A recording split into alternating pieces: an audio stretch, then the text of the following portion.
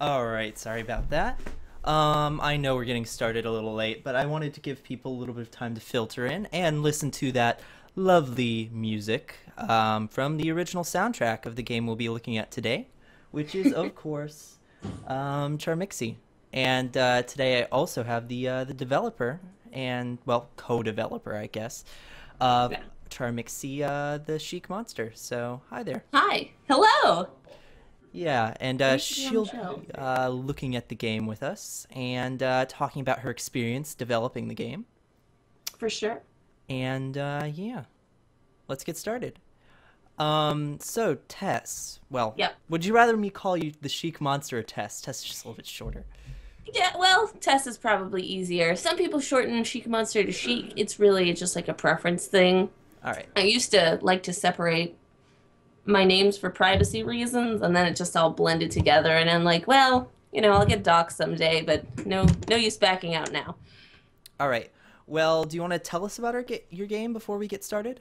Absolutely. Charmixy is a game that me and a really close friend of mine are developing for mobile phones. It's going to be completely free. And it's about attending a witch school and just kind of having this sort of cute little adventure with your friends. And there's a little valley where this witch academy is, and you kind of explore it and uncover the secret about the history of the valley, sort of, and fight off monsters in the dungeon. And you kind of have this witch battle that's kind of simulated via this little puzzle combat game that we've kind of designed. It's very similar to oh, I don't know. Tetris Attack was probably the one that came up a lot.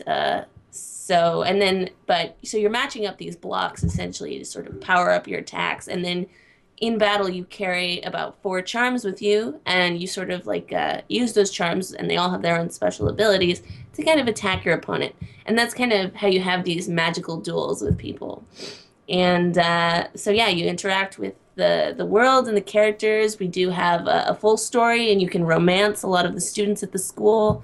Tess, Um, can I can I stop you there for a second? You're starting to explain the game mechanics, and we haven't even started the game. well, sure, Oh, that's fine. yeah. Before we do that, I actually want to look at the game. Go for Um, it.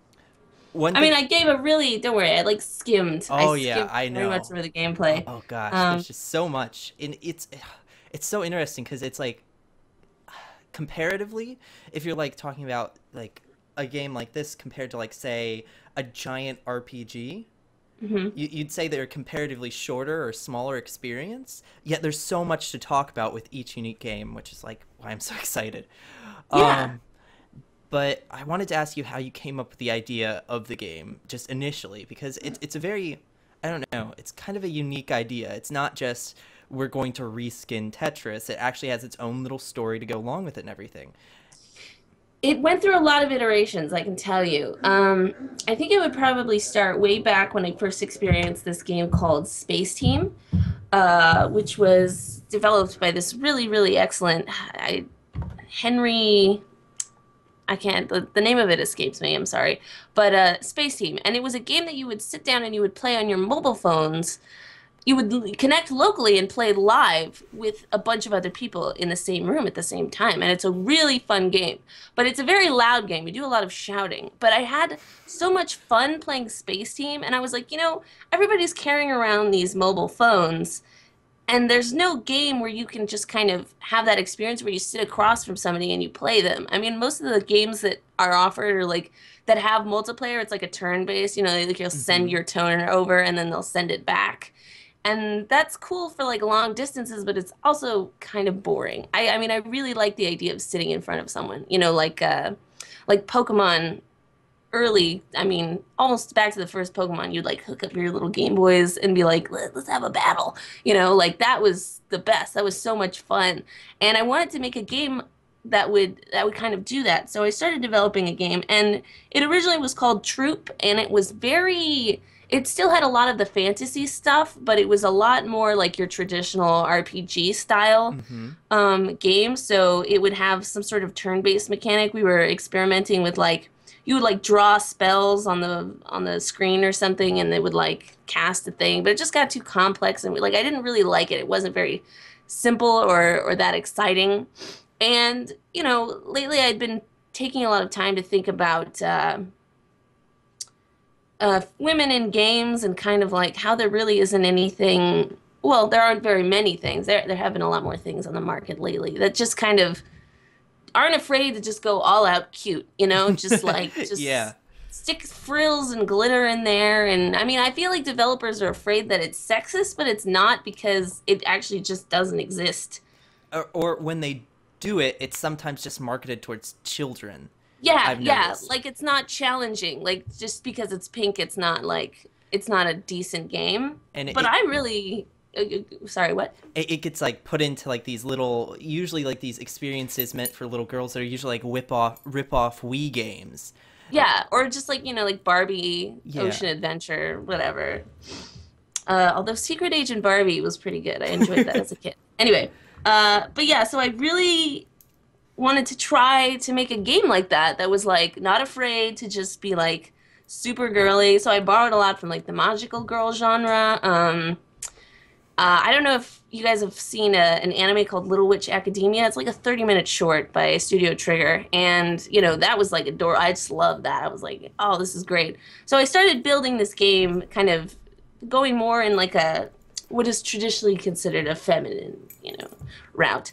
But I still wanted to make it really challenging. So I started looking at games that were like, being really popular with on the market. Actually, there's kind of quite a rise in female gamers in the casual market.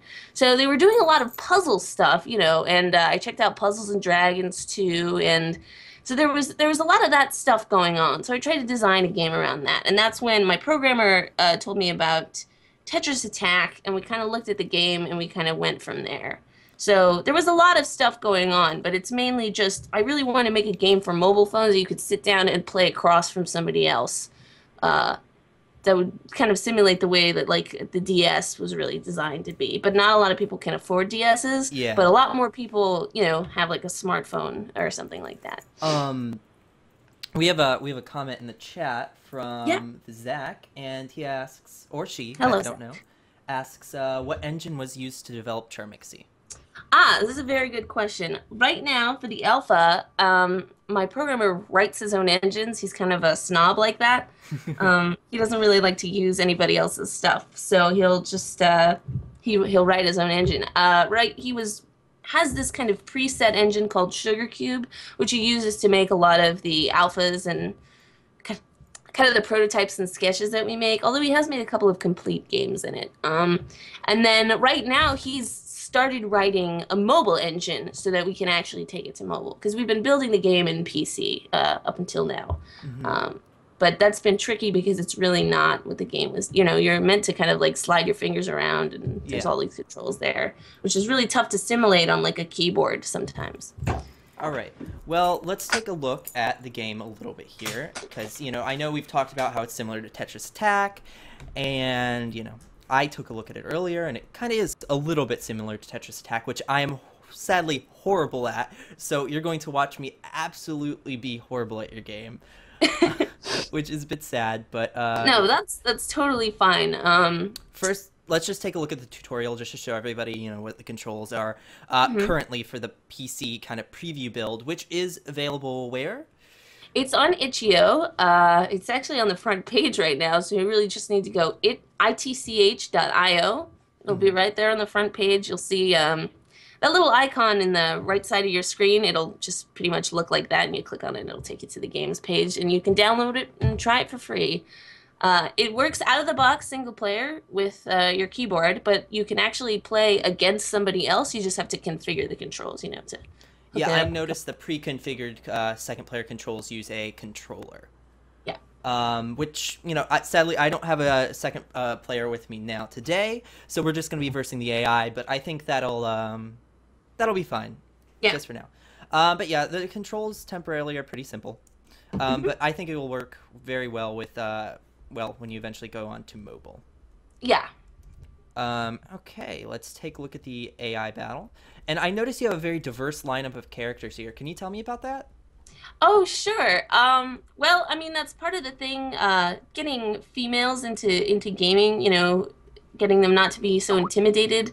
Um, to play video games was like a really important thing to me. But then as I started kind of getting involved in the community, I realized that there's a lot more minorities out there who are also like largely ignored. So, you know, people of various genders, the transgender community, people of various races, just kind of not really getting any kind of attention. And I can tell, I mean, I'm not necessarily qualified to be like an advocate for, you know, those groups, but I certainly wanted to try to include characters who looked and felt different and, you know, somebody that everybody could relate to. So we're trying really hard to kind of pump up the diversity, you know, without seeing too tokenism. So you didn't want to have an Ubisoft lead.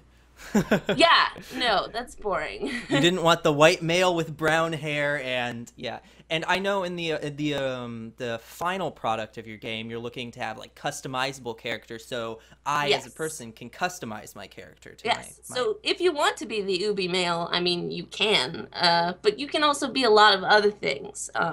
We definitely wanted to help people kind of have that representation, because it's not too hard to do with pixel art, you know. You just draw like a you really just draw the skin or something, and you like put like a color filter on it, and there you go, you're a different race. It's as easy as that, really. Now, you mentioned different races and everything. Do you feel comfortable talking about your race and your gender and your experience in game development? Oh, for sure.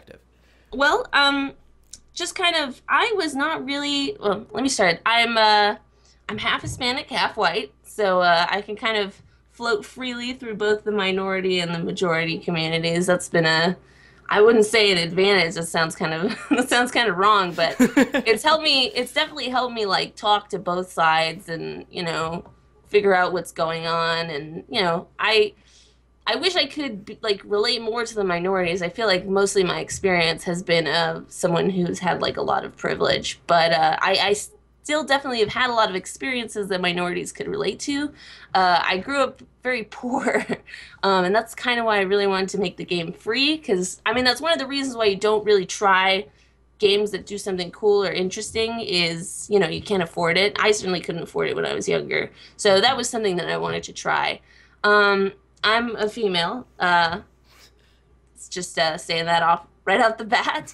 And so I wanted to just, I don't know, make a game that would have appealed to me when I was younger. Because when I was a kid, it was still very, you know, bro-y. Like, it's really not the same environment that it was now. And I liked to play video games, but I really was not into that community at all. It was very, very bro-y. And I went through, like, a stage where I tried to, like, be a boy. I don't know what that was. But I just wanted to be a boy because it seemed like they were having more fun.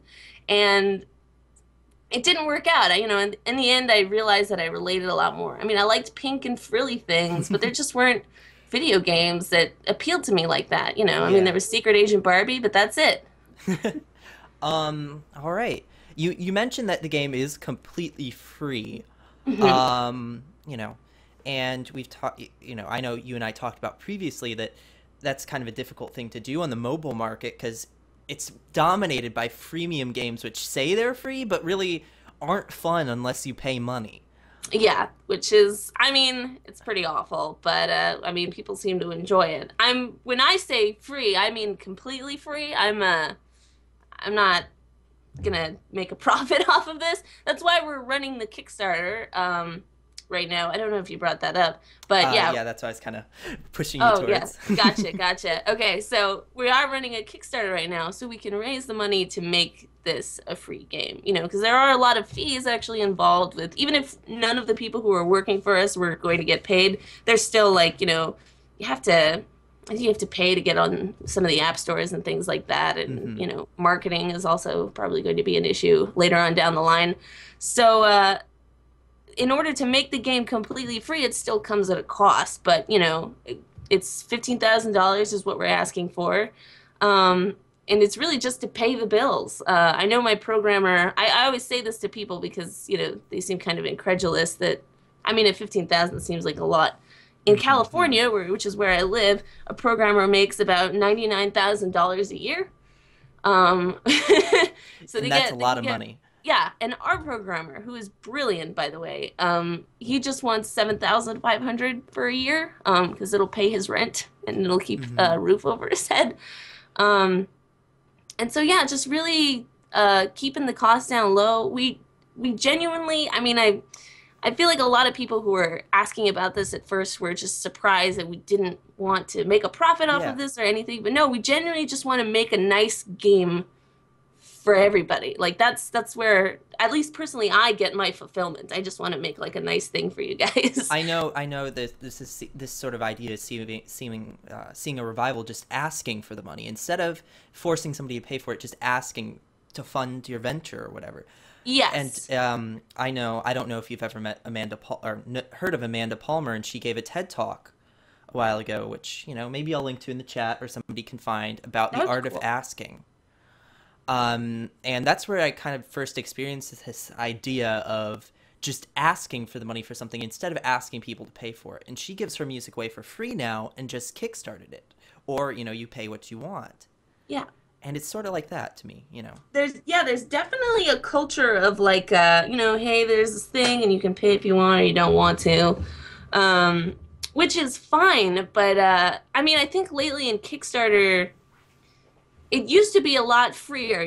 There'd be like a lot of really interesting projects, and it was really just the merit of the project that would get money. But nowadays, it's pretty brutal. I mean, when everybody's asking, it gets really really tricky. So what tends to happen is people who are more famous, or just large companies who've already made a lot of successful games, will step into Kickstarter, and everyone will give them their money, and then you'll have like And a little guy who wants to try something different but doesn't really have a history, and it's really really difficult for them to get funded. I know it's been um, I'm oh, if I sorry, can go ahead. interject here, didn't Yeah, yeah. and we've even seen a lot of Kickstarter failures, which have kind of made people a little bit more wary. Even some of the As bigger well. profile people such as wasn't it Peter Molyneux and Goddess, pretty much just stopped development.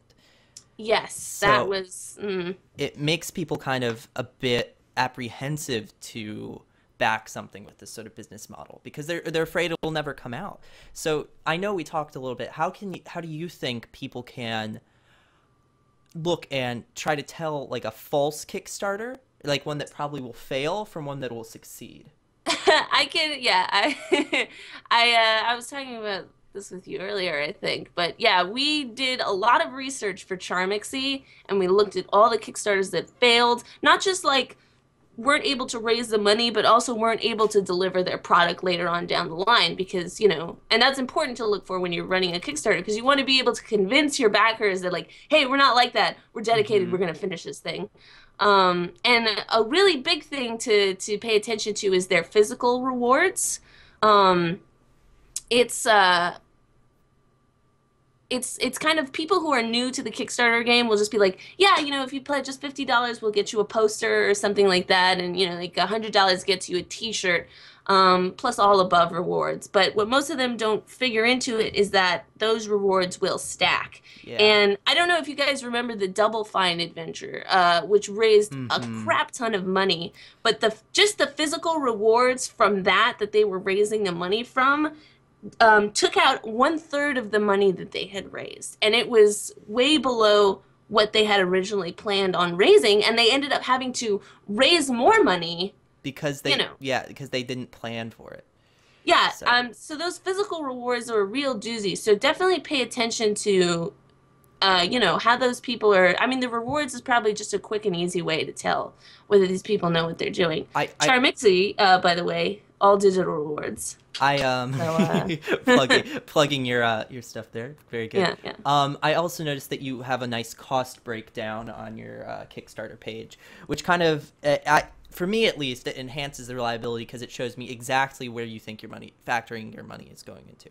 Yeah, I mean it's far from comprehensive because we are not really business people, but we're all kind of being paid sort of on commission, so it's going to be like I'd say we probably fill out a quick contract, and they'd be like, you gave us this service and we'll pay you that money, and it's a one-time fee, and everybody gets their hands washed of it, and so just like a really simple model.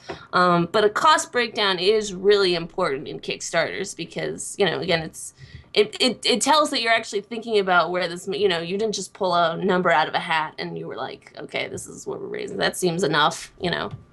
All right. So we've had this screen up for a long time. Let's get into the game for a second here, and then we can Right get back on. to talking. We can talk about mechanics and stuff, because I'm sure a lot of people in the chat are developers, because I posted this on the indie developer for the game dev forum Oh yeah, on for Reddit, sure. and a lot of people probably want to know how you chose some mechanical stuff. So, let's start with these charms here. Well, I'm gonna be the cat girl because cat girl's awesome. Um, We had to put a cat girl in there. We Yes, knew it would be yes. very popular. If you didn't have a cat girl, I would be very disappointed. So, Yeah. cat girl, bonus points for me. All right. Yeah, let's look at the charms here. What are the charms going to do, and like, what sort of charms should I pick? All right, so there's 4 different kinds of charms. Actually, the base set that you start out with is probably pretty decent. I mean, it'll help you kind of get started. You don't really have to change them if you don't want to, but I can just talk about charms in general really Okay, quickly. yeah, that I don't So understand what they do. So, there are 4 different types of charms, and when you enter the charm choosing screen, it'll tell you which one it is. Unfortunately, we didn't have time in the alpha to just write down an exact description of everything that it does, so it's, you know, you can experiment a little, which may or may not be fun for you, but we did tell you what type of charm it is, and that'll give you an idea. There's garbage charms, weapon charms, power-up charms, and stress charms. And those are the 4 different types of charms. So garbage charms, what they will do is they will send a garbage tile onto your opponent. If you've played any kind of tile-based game, you know that occasionally there'll be like, there's some kind of mechanic that always sends down like a block that you either can't destroy or can't destroy for a certain period of time. That's just like a garbage tile. That's what it's called in the genre. So a garbage charm will create one for you. There's a lot of different kinds of garbage charms, so sometimes they'll do different things. So they'll drop a tile, and then maybe that tile will replicate. They'll drop a tile, and maybe that tile will explode and destroy all the combos that you have. You know, so just things like that. It's really trial and error. The next one is the weapon charm. Weapon charms are very important, and they'll probably be the easiest way to win. And what they do is every weapon charm sort of has a pattern, so when it falls onto your own screen, it will destroy the tiles around it in a specific pattern. And since the goal of the game is to destroy your opponent's hearts, which are kind of on your board, they're little tiles that you have to destroy, sending weapon charms at them to destroy them is just the quickest way to win. So yeah, for the starter build, you have 3 weapon charms and 1 garbage charm. The other 2 charms are stress charms and power-up charms. Power-up charms just do like miscellaneous things. They give you health. They'll give you a boost of some kind. And stress charms we don't have a lot of them right now because they have very specific use, but we're going to have a lot of fun with them, I think, in the beta. What they're supposed to do is they're going to like interrupt the process of your opponent, whatever it is that they're doing. So, for example, we had a bubble charm that we're kind of working on, and what that does is it fills your opponent's screen with bubbles so they can't like touch the screen or see it or anything. oh wow. Yeah, so just things like that are really, really fun. I think right now, yeah, Rainbow Prism is a fun one. It'll scramble all of the tiles on your opponent's board, and a couple of them, like I know Pegasus Feather, or not Pegasus Feather, just the Pegasus Charm it'll speed up your opponent's block tile so they can't really control where it's falling, and Shell Shock slows them down. And I imagine that mechanic works really well when you're sitting next to a person and playing with them, because then you get that like anger or that competitive spirit, and you kind of just look at them, and it kind of distracts you from the game in a sense. But you both look at each other, and you're probably you've got that like one person has that like grin on their face, that shit-eating grin, and the other person's just like, why the fuck did you do that to me? Oh yeah, we're like when we're sitting down, we're just like for the stress challenge, just like, okay, how can we ruin friendships? What's the charm that will just destroy the most relationships? And those are the ones that are the most fun. So we're definitely gonna have a lot of fun creating those. All right. Oh, whoops! I accidentally forgot to pick the charm. Okay, so we're gonna do the acorn, the like ninja star, the pearl, and then what's this thing called? The pearl drop and the diamond beam. Oop. Yeah. All right. And we're gonna be, of course, the cat girl, and I'll go into I would battle. recommend that you battle. Well, how good are you at puzzle games, first of all? Because pretty bad. okay, so we'll start you off with Candy, and what ended up happening was I think that the cat girl, who's an opponent that you can face, Hmm. her AI is like 50-50. She'll either be like super hard or like really easy. So if you want to try something a little harder than Candy, who's very, very easy to defeat, I would try Bailey. Hmm. She's the medium one, Um, and yeah, how do you move over to that side of the screen? hit Let's Battle, and it'll let you choose your Oh, opponent. oh yeah. Okay, there we go. So so are Franz and Candy sort of the same level difficulty? Yeah, they're pretty easy. I mean, our AI are pretty simple. Hmm. At right now, we're definitely going to take some time for the beta to tune them up a lot. Um, Yeah. but yeah, so you can definitely start out to get a feel for the game. Candy and Franz are Yeah, and pretty. I am usually awful. There's one thing I noticed in your game that you chose to have the stuff come in from the bottom instead of in from the top. You want to talk about that decision? Yeah. I thought it was really interesting to try to flip it. Uh, When you're playing Pokemon, there's like this really cool feature of the game that was like before every battle, you would have your Pokemon sort of facing away from you. And then a lot of, turn-based RPGs where you had monsters kind of fighting each other, you would always see them directly, or you would see them, like from a side-on view or something like that, and that's kind of how it would work. Um, but for Pokemon, which was just so wildly popular, they had this tiny little detail where it was like you saw the back of your Pokemon, so it felt like you were physically in an arena and the Pokemon was in front of you facing your opponent. And that tiny little detail I felt made it feel so much more competitive, like I'm fighting this person, and this is where we are in the game space. Uh, and so I wanted to try that with this thing. So the idea was the way that you would sort of position everything was I'm sending out this stuff to my opponent instead of it's coming at me, if that makes any yeah, sense. that makes a lot of sense. That's what I was kind of thinking, but yeah, and especially since you're sitting right across from them. Yeah. So it's definitely the feeling of like, yeah, this is coming at you. This is what I'm sending at you. Oh gosh, and as you can see, if you're watching the stream, I am horrible at this game. So hopefully you're not. Well, right on the right, Candy just stunned herself there. Although she is sending like a ton of acorns your way, that's pretty much the only thing that she does. But yeah, let me explain really quickly the goal to some of the people who joined us recently. Hmm. Uh, you're supposed to destroy those purple hearts on the top row, and so what you'll do is you'll either send weapon charms down at her, or if you fill your screen up, you run out of room, which is normally considered a loss in most puzzle games. You will, you'll lose. But in this one, you just lose like a life, a heart. So there's two ways to basically win. Either your opponent is so bad, or you fill her board up with some kind of a garbage charm that it's impossible for her to win, and she will lose kind of a life that way, or you destroy her hearts. But normally with pretty evenly matched players, they will, never have that problem where they run out of room. So it's mostly about destroying the hearts. All right. So we destroy the hearts with weapon charms. Yes. All right. The pearl drop will destroy whichever tile is right above it. The diamond beam will destroy whichever tile is touching it, so to the left, to the right, above, and below. Hmm. And the ninja star will destroy 4 tiles, in a row. You'll see that kind of targeting reticule, but it'll drop a garbage charm on your own screen, so it's kind of like at a cost. Uh, Ah, okay. yeah, so the next time you get your ninja star charged up, just aim for like one of the hearts with like not a lot of tiles on top of it, and it should take it out pretty easily. And if four garbage charms connect, say like 4 acorns, will they disappear like normal? No, Oh, okay. how you get rid of garbage charms is you can destroy them with weapon tiles, or you just match the tiles around it, and it'll make them disappear. All right. Yeah. Oh, Candy is really going crazy with those Yeah, acorns. I know. That's why I'm like, oh gosh, so many acorns. And as you can see, I am not good at like Tetris games. They were always like one Yeah. of these things as a kid that was just like, oh my gosh, how do people play these? So I might not be the best person, but to watch play this. But yeah, you said your goal was to create a challenging game that that was also cutesy. So Yeah, yeah.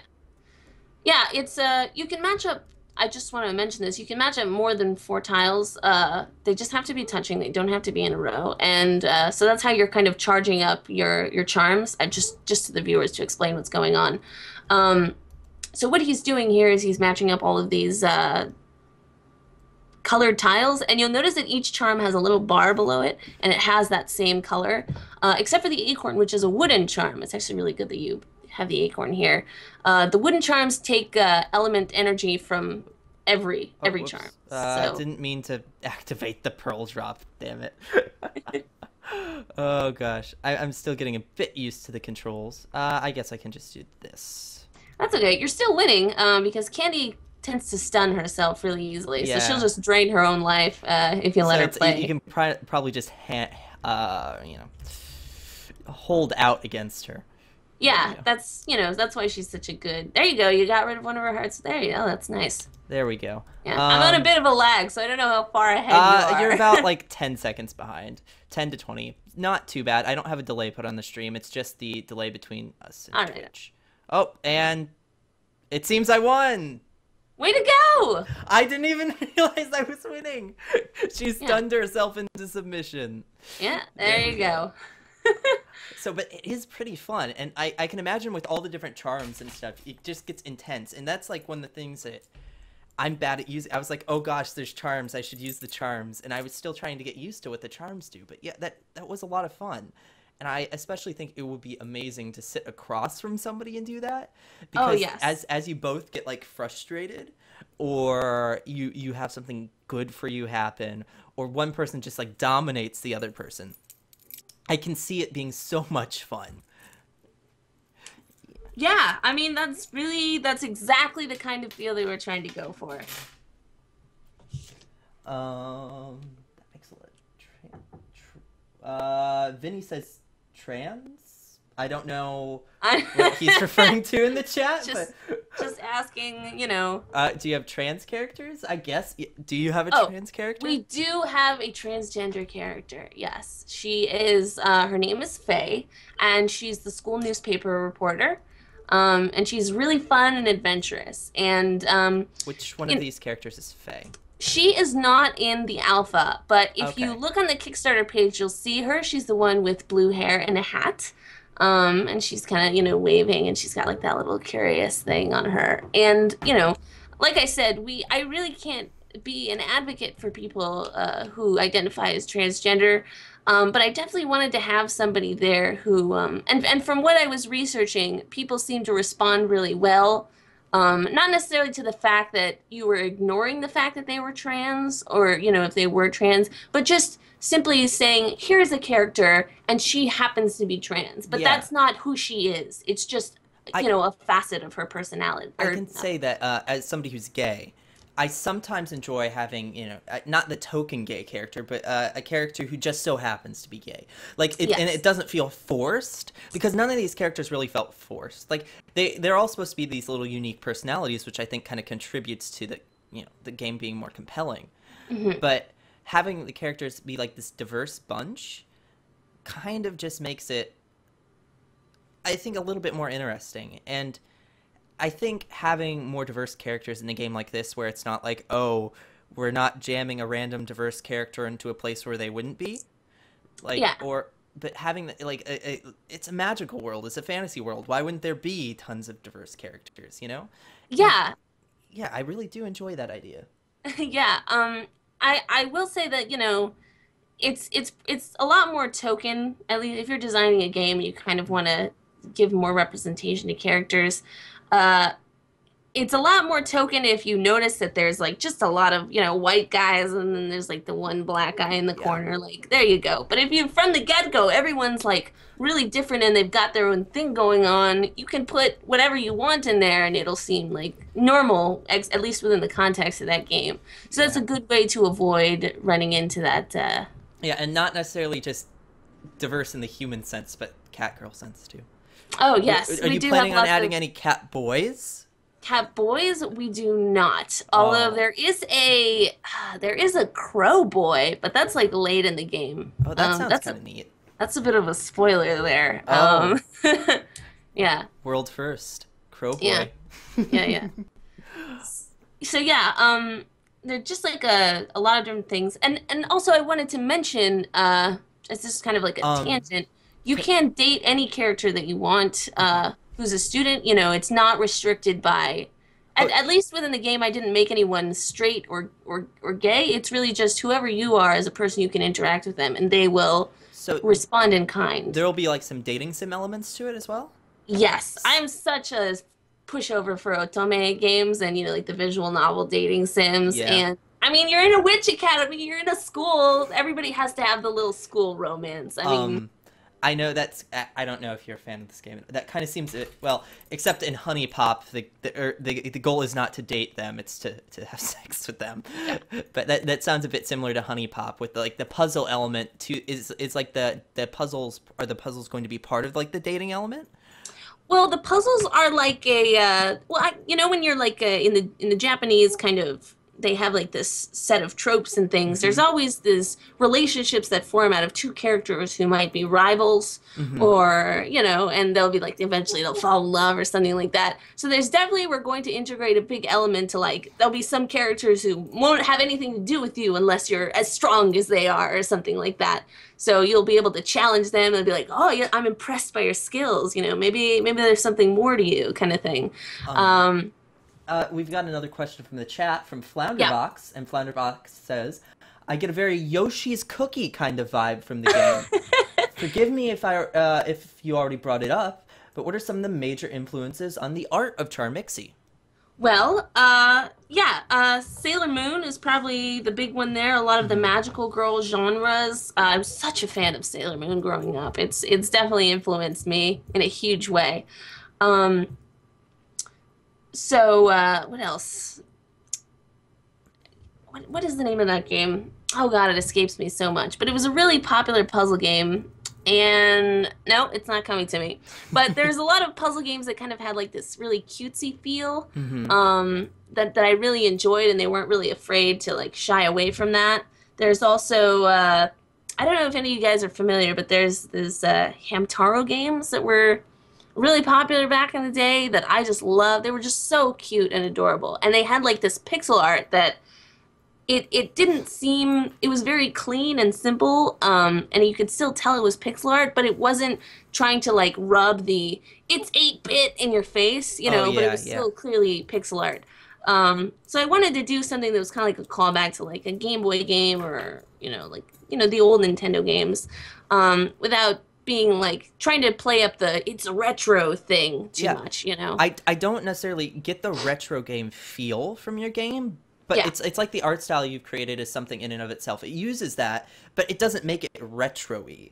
It Yeah. makes it like a, I don't know, like you're using it, the modern application of it, Yes, yes. That's what we're and trying to you're go not for. just trying to pull in the like nostalgia crowd too Right. much. Though Right. it does kind of pull on your nostalgia for games like Tetris and that sort of thing. Yes. Um, yeah. Reminds me a lot of Puzzle Fighter as well. It says Yeah, Flounderbox. that's probably a good influence as well. We did play a lot of puzzle games to research this. I think we did try Puzzle Fighter. And speaking of doing research with games, there are a lot of people who look at games and they'll say, "Oh, this is a reskin of this is a reskin of that," or "Oh, you've just added a couple of mechanics to this game," and they kind of lose the sense, it seems, that games are just an evolution and they build on each other. Do you want to talk about that a little bit maybe? Well, I mean, you seem to kind of hit the nail on the head there. I mean, I'm not going to go ahead and pretend that everybody's game is like it's just like a building on top of somebody else's thing, because right now what's really exciting about games is there is a lot of space for completely innovative stuff. Like you Hmm. could just tomorrow I could go and play something that I've literally never heard of or seen of or imagined before, but there's it's that hasn't been explored in games yet, which is kind of why I wanted to be part of the video game space. It's just it's a frontier anyway. But yeah, it's a lot of games though. build on top of each other and kind of take it in a different direction. Like I said, like video games for a really long time might have been really exclusive towards a specific group of people. So even just taking one game and reskinning it to appeal to somebody else, that's exploring something new, and that's allowing more people, there's a function for that game. There's also I went to GDC one time, and there was this fantastic talk at the Indie Rant. I don't know who said it, but it really struck a chord with me. And that was, just because it's been done before doesn't mean the person playing it has never seen it before, has seen it already. So don't be afraid to try something that's already been done, as long as you're, genuinely trying to make something important. I mean, obviously there's a real problem with cloning in the industry that's kind of been happening, but, if you're just making a game and it just happens to be really similar to something else, don't be afraid of that. Don't be turned off from that because, maybe that person had played this other game and they want more. They want something really similar. And so, I know, because there's a lot of games that you get this unique feel from that when you finish with them, you never really can find that again. And to expand upon a genre, or to refine a genre, or to take parts of a genre and make it your own, or parts of a game that kind of just did its own thing, or even producing your new game just allows so many people to have, as long as you aren't just literally taking somebody else's code and putting your own art over it, it allows you to do so much. For sure, if you get that. And it allows other people to experience so much, because there's some games out there that I really enjoy that I kind of wish there were more, not reskins, but Dwarf Fortress is one that comes to mind, and there have been a lot of games that have tried to be Dwarf Fortress and failed. Well, Dwarf Fortress is its own beast, I would say. But even in the mobile market especially, there's a lot of games that try to do that. Okay. Let's see. Is there anything else you want to talk about, your future plans for Charmixy? Because right now we've got the alpha build, and you've got some stuff on top of that we don't currently have. Yeah.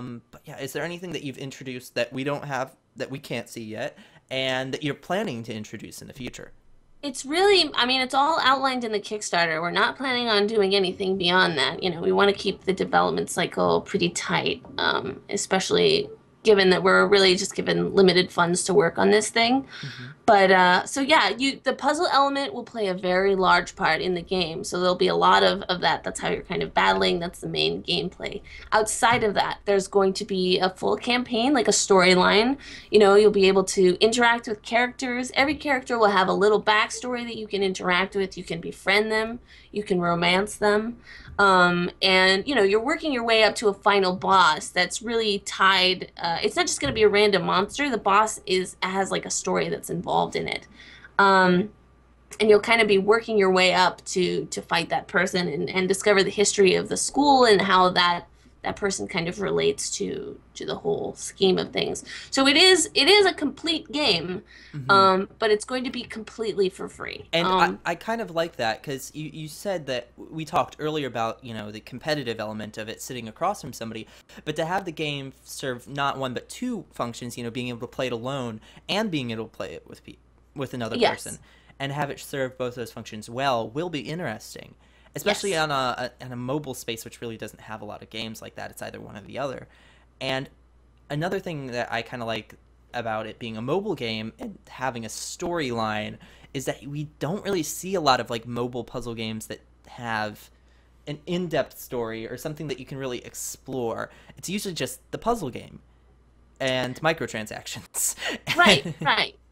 And a lot of people say, that having a storyline is a bad idea for mobile games because people are only taking the game out and playing it bits at a time. But that's really, I kind of believe that that's not necessarily true. It might not market well, but that doesn't mean that it doesn't serve the mobile space at all. And you can tell this just based on all the other portable consoles in the past, the DS, the Game Boy, the PSP. People are more than happy to take that out on the toilet, on the bus, whatever, and you can play a game start to finish, no problem. So I think that it's going to be, hopefully if the game is successful at all, maybe more people will try that because, there's a lot of really great stuff available for like the DS or whatever, and the barrier of entry for a developer on those really consoles, those curated consoles, is really tough. But it's not nearly as much for mobile. So if you want to make a game on mobile, I'm hoping we'll see more of that there. And one more thing I wanted to mention about the game that we haven't talked about. I know at the beginning of the stream, I played some music, just as everybody was filtering in, and that music was actually an original soundtrack track from the soundtrack of this game. And I know you're planning, you know, it's not finished yet, but planning on having a full soundtrack. Do you want to talk about that? Yeah, absolutely. I don't know if any of you guys in the chat have played Freedom Planet at all. It's a fantastic game. I highly recommend it. One of my top 10 all-time faves. And I loved the music in Freedom Planet. And so I hunted down who the composer was. It's this person named Layla Wilson and her partner Kamu. And they wrote the soundtrack. And I just shot him an email and I'm like, hey, I'm making this game. If we commission you for some music, could you write the soundtrack for us? And they were down, and it really was as easy as that. And also, I have a very close friend of mine named Hupon Droid, who is also an excellent musician, and he agreed to help out as well. So we've got 3 musicians for this game. So they're gonna try to, I mean, if we get funded, obviously, because, you know, they do need to be paid. We're going to make a complete soundtrack to the game, which you'll be able to have for yourself if you pledge at the $30 tier.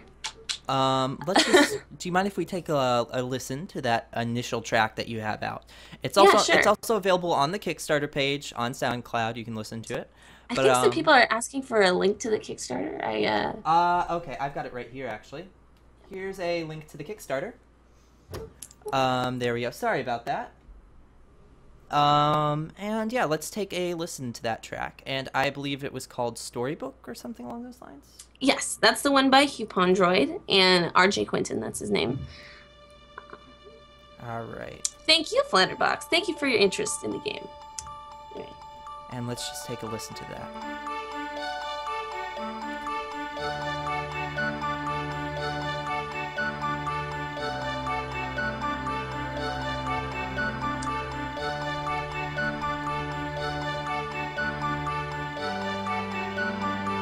So this is the music that's kind of probably going to be playing during the menu. It's fairly low-key, you know, it plays in the background, stuff like that. Yeah, it's currently in as the menu music. I've had the sound muted on the game, just for now, just because we've been talking so much, I didn't want it to get in the way. Right. And it's very good. Like, that's all I have to say about it. It's very, very good. I really like it. Yeah, I mean, music is such a big, it's a big seller, you know, and it's something that's really overlooked in a lot of indie games. I wouldn't say necessarily because they didn't think of it, but maybe it wasn't in the budget, or the people who were making the game didn't really consider it. But it can really take a game that's just kind of like, okay, this is kind of fun, to like, oh, I'm having a great time, because the music is really just keeping you in the mood there. So that was very important for us too. So you're trying to use the music to create the mood of the game, and I know you currently just have some placeholder music for the battle music and stuff, but you're planning on having music that really just helps create the mood of your game. Absolutely. Another game that I've noticed that did that very well was Duet. It was a mobile game that used sound very, very well, and I think a lot of mobile games sort of brush over the idea that you can use sound still on a mobile game.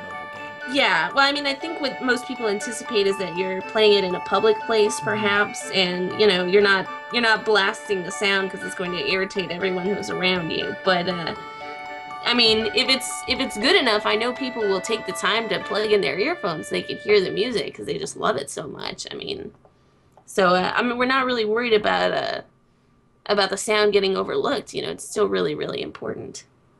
Yeah, I definitely am a big enjoyer of the soundtrack. Thank you. Is there anything? Well, the soundtrack. There's only one track publicly released at the moment, but I really enjoyed that track personally. Thank you. As somebody who really likes to listen to video game music and stuff. Is there anything else you want to talk about in your game that we've kind of maybe glossed over? Oh gosh, there's so much probably. Well, I mean, I think I've touched upon a lot of things. Just, you know, mainly that it's going to be a free game, and we're just making it to make everybody happy. That sounds a little needy, but you know, that's where we get fulfillment from. It's really we tried very hard to make something that would have like this really a pretty decent scope, and you could get a lot of enjoyment from it in a lot of different things. So if you weren't necessarily interested in, you know, like hard gaming, there's still like the story element and you know, this romance element in interacting with people. Um, and yeah, gosh, I really don't know what else there is to say except to beg people to please back the Kickstarter so we can make it a reality. And speaking of the Kickstarter, after this video, or after the stream, where can people find you and the Kickstarter? I know we posted it in the chat, but, you know, once again, the game is Charmixy. Yeah. But, If you go on Kickstarter and you search Charmixy, Charmixy, the game will pop up. We also have a dev blog that's going to be available over the course of the Kickstarter, and you can kind of see what we've been working on so far. If the Kickstarter gets successfully funded, the dev blog will go private for a short amount of time so that just our backers can see what we've been up to, because that's a pledge tier. Um, Actually, one thing that we did forget is to ask, are there any final questions from the audience? oh yeah. Flounderbox asks again, how long have you guys been working on it so far, and how many people exactly are on your team? We have been working on the game for 6 months. That just includes the alpha as well as the Kickstarter, like planning for all of that. So we have you know, it's been an idea in my head for about a year now, and we definitely played with a lot of prototypes.